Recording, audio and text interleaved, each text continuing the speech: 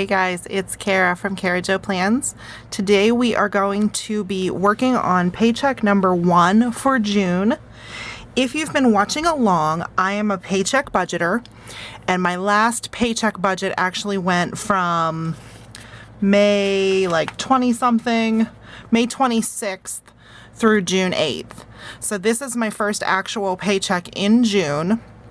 So I'm going to walk you through how I set this up, and we'll go back to my June monthly budget, which I also still do a monthly budget based on when my month starts with my paychecks. A lot of things will be a little bit different this month because May was a 3 paycheck month. June's only going to be a 2 paycheck month. So let's dive into this, and I'm going to zoom you in so we can go over some numbers. Okay, so starting at the top, I do use the Budget Mom's Budget by Paycheck workbook. So starting at the top, you list your income for the pay period. And right now I have a starting balance of $1387.48 that I carried over from last month. And right now I'm carrying over a larger amount just because I am still waiting to start my full-time job. And so I don't know if there's going to be a gap between my unemployment and when I get my first paycheck for my job. But that is coming soon. Within the next few weeks, that switchover is going to happen. So I'm keeping an extra amount in my checking account from paycheck to paycheck right now. Then I have my $693 that I get. My unemployment should be $1418 this pay period. And I also have some PayPal income. Right now, so far, it was $90.17. If I earn anything else during this 2-week period, I will update that with my actual. So my estimated income, since it's already including my starting balance, for this period is $3,588.65. So for this period, then we move down to my bills. Now, this is everything that I pay online with the exception of my cell phone. I pull out cash for that, and I'm on a family plan with my parents and stuff. So I just pay them a portion of the bill, and I do that with cash. So my bills for this month that I pay online, I do have a Torrid bill of $392.82. And that is because for the last 10 years, I have not worked a job where I needed work clothes. So I was a stay-at-home mom for a good while, and then I was working somewhere where I needed to wear scrubs. So 2 kids later and 10 years later, a lot of my old clothes don't fit. So I invested some money at Torrid on some really nice dress slacks, a blazer, and some nice tops for working in an office. So this is related to my job. Normally I don't go hog wild at Torrid spending $400, but with stores being closed, I just ordered everything online and figured if something didn't work out because I didn't get to try it on, that I would return it. It turns out everything works perfectly, and I have a great sort of capsule work wardrobe to get me through at least the fall. So that is why that number is so high. Trust me, I'm not into clothes shopping. I don't like clothes shopping, but I had no work clothes. Next up, we have West Penn, which is my electric. That's on a budget amount, so it adjusts once or twice a year. So in the summer, this one goes up to $128 because of my air conditioners. My van payment is $668.19. Netflix is $13.77. Spotify's $10.59, Planet Fitness $22.06. I am counting on them opening this month, so that will come out this month. For the last 2 months, I've put it on there and it hasn't come out. This month, I am counting on it coming out. My cell phone is $47. If you've watched my videos in the past, I used to pay out $90 for my cell phone. The difference now is I went ahead and paid off my phone. So my phone payments were a part of my monthly bill, and now they are gone. So now I'm just paying for the cell phone service. Bank of America is $63, and Discover is $122. So my bill total, when we come down here, is $1,467.43. And if we take that away from the income at the top, we're left over with $21, $21, $22. So then we go down to my cash envelopes. How do I figure out my cash envelopes? So since this is a paycheck budget, I go back to my monthly budget that I do in this notebook where I budgeted out the amounts for the month. And how I get these numbers is because I track my spending every month. When I close out the budget, you see that I look and calculate how much I spent in each category. So I have a pretty good idea of what is normal for me.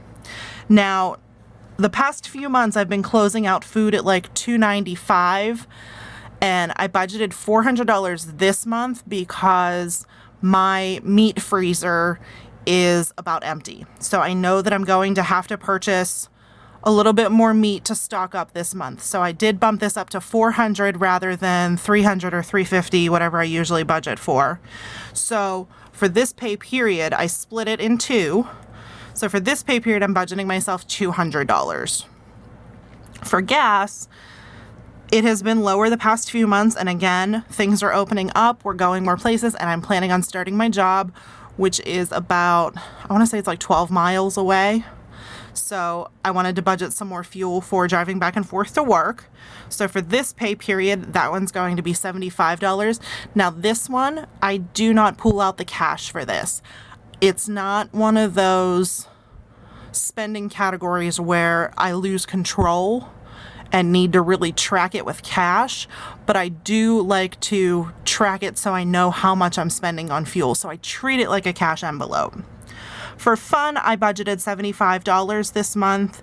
I figured with things opening up, I want to take my kids somewhere and do something.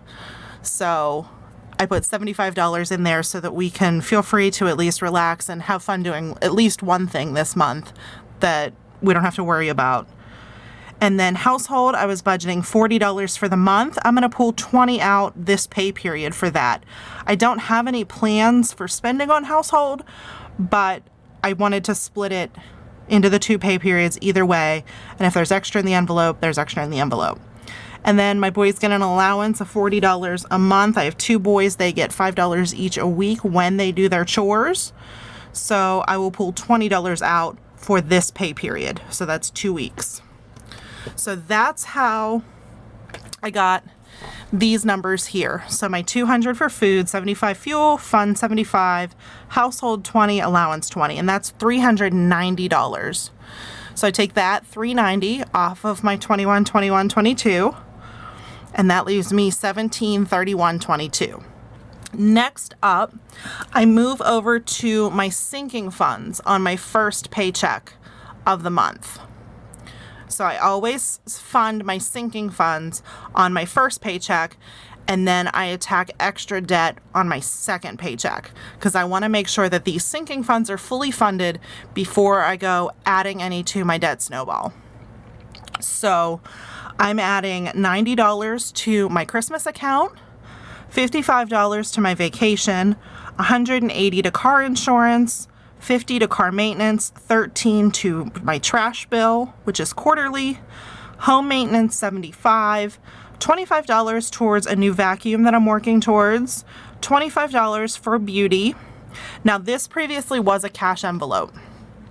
I've decided to just put it into reserve because mostly what I end up using this for is for haircuts or big shampoo supply purchases that don't happen every month. So I figured rather than having a cash envelope for it and carrying cash around all the time, I would just leave it in my savings account, and then when I want to spend it, I can pull it out because I usually spend a bigger amount every few months. So I'm adding $25 there. And then I'm adding $120 into the Fall Scout dues. Since camp was canceled this year, my one son's account will be fully funded to pay his dues. My other sons will not, and I just wanted to close that out on this sinking funds and make sure there was enough in there, and it's done too, so I don't have to worry about that in the fall. And then I'm adding $15 to our picture fund. So that gives me $648 that I am putting into sinking funds for this month. And then left over, I have $1083.22, which if you go back to my start, I had a starting balance of $1387.48. Now, since I had that extra wiggle room in there, I felt a little more confident putting like the extra in the sinking funds for Fall Scout dues and bumping another one of these up a little higher than I usually spend on it. But you can see that I'm not attacking extra debt this pay period, so I'm still leaving a nice cushion in there just in case there's any gap between my unemployment and when my paychecks start coming in. So that is how I roll out my expenses for the first paycheck. Second paycheck is when these will all be fully funded, so I will move down to this box for extra debt and work on my snowball during my second pay period of the month. And then soon, instead of this box with extra debt, I'll work on this box, which is extra savings, which is pretty exciting, and I'm always working towards this fancy box down here. So I wanted to stuff my cash envelopes with you guys. And I already went to the bank and pulled out cash. So we're gonna see if I pulled out the right amount and did this right. So I have my cash envelope breakdown. So I'm doing food, fun, household, and allowance. Now remember, I also had fuel on the previous page, but I'm leaving that in my account and just using my debit card at the pump. So for food, I wasn't really particular on what kind of bills I pull out for that one, so I just get 20s. For fun, I wasn't real sure what we might do with this money, so I thought maybe we could get 5 in 1s, $30 worth in 10s, and $40 in 20s. So if I break that down, so 2 20s is 40, 3 10s is 30, 20 plus 4... 40 plus 30 is 70, and then 5 1s. For household, I'm putting $20 in there. I'm just getting a 20. For allowance, since I'm paying 2 boys, I split it into 2 10s. So when I went to the bank, I knew that I needed $315, and I knew I needed 5 1s, 5 10s, and 13 20s. And the cash value for that was $5, $50, and $260.